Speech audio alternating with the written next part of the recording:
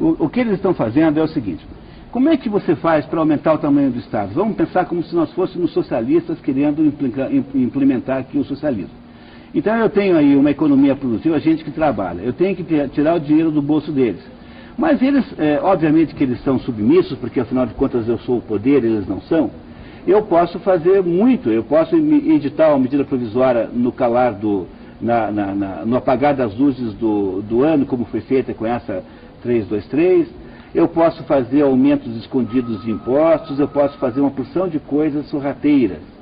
Mas eu preciso de uma certa legitimidade mesmo assim, quer dizer, eu preciso mostrar alguma razão para a população para fazer isso. Olha, então o que eu tenho que fazer? Qual é a estratégia fundamental que você e eu usaríamos caso estivéssemos no lugar deles? Nós temos que criar a ideia de que todo mundo na sociedade é inimigo de todo mundo.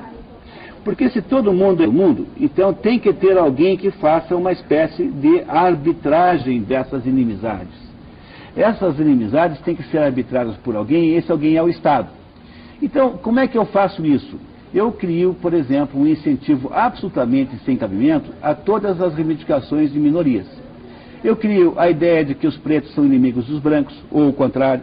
Eu crio a ideia de que os homens e as mulheres são inimigos. Imagine, o planeta Terra tem 7 bilhões de habitantes. Se não fosse. Claro que não tem 14 bilhões de homens e mulheres que geraram 7 bilhões, porque alguns são irmãos, né?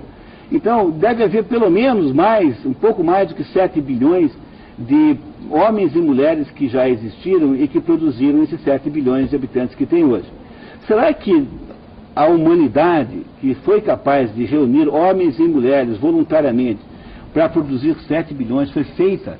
Se esse processo foi feito por um processo de inimizade, de conflito, você acredita nisso de verdade?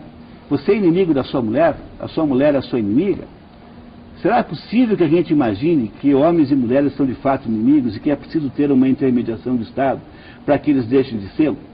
Olha, uma vez eu perguntei para uma investigadora de uma delegacia da mulher, perguntei assim: vem cá, o que acontece aí na delegacia da mulher quando uma mulher apanha da vizinha e vai lá reclamar que apanhou da vizinha? O que vocês fazem? Eu falei assim: nada. Eu disse, mas como nada? Não, porque a gente só atende aqui quando o agressor é homem. Então, peraí, então não é delegacia da mulher, é delegacia contra o homem. Assim, não, é justamente isso que é mesmo. Ou seja, então o que acontece quando você precisa criar um superestado com superpoderes? Você precisa inventar briga em cada canto da cidade. Então você tem que inventar a ideia de que o cartola do futebol é inimigo do torcedor. Aí você gera um estatuto do torcedor. Você tem que criar a ideia de que o jovem é inimigo do velho, então cria o estatuto do idoso. Tem que criar a ideia de que o branco é inimigo do preto, então se cria as leis de proteção e de anti-preconceito racial. Tem que criar a ideia de que os patrões são inimigos dos empregados, daí tem que criar a justiça trabalhista e mais o PROCON e não sei o que o consumidor é inimigo do patrão. Então, como é que é feito isso? É feito de uma maneira que pareça que todos os indivíduos na sociedade estão em embate, estão em distúrbios, estão em inimizade permanente. E como todo mundo então não para de brigar, quem é que aparece para resolver o problema? É o sacrosanto Estado, que aparece então com seus mecanismos repressores, e que para que possam existir precisam ser financiados pelo dinheiro da gente mesmo, e que diz assim: não, eu que sou Estado, eu sei melhor como faz para lidar com a relação homem e com mulher. Então, para você compreender bem o que é que significa esse conjunto extraordinário de legislações ditas de natureza social, são simplesmente uma armadilha que estão pondo no seu trajeto, que é financiada com o seu dinheiro para controlar tudo. Não aceite uma coisa dessas. O Estado não tem que se envolver em assuntos privados. Se tem algum empresário que não atende bem a você, faça a única coisa que você pode fazer: não compre mais. Conte para todo mundo que trata-se de uma empresa vigarista e picareta. Mas não vá correndo pedir ajuda para... Como é que você infantiliza todo mundo? Você cria a ideia maluca de que todo mundo é inimigo de todo mundo, e aí traz o Estado plenipotenciário que agora, em vez de produzir produtos físicos, em vez de andar na economia, fica tentando controlar o que nós falamos, o que nós dizemos, a nossa alma, o nosso espírito, o nosso coração. Vocês acham que isso é pouco totalitarismo? É muito melhor pegar os milicos autoritários, porque esses milicos não querem conquistar a sua mente, não querem produzir o teu enredo.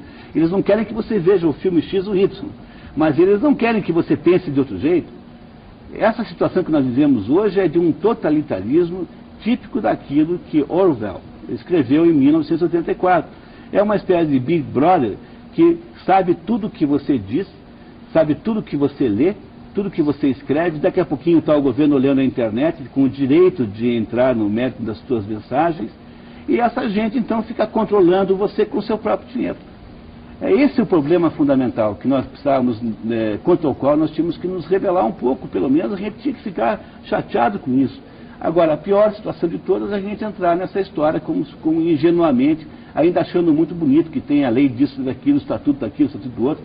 Imagine se tem cabimento uma coisa dessa. Pense um minuto que você vai perceber que não tem sentido, nem tem cabimento. Mas pense, tá? Saia um pouquinho da hipnose coletiva e comece a perguntar assim, será que isso está certo?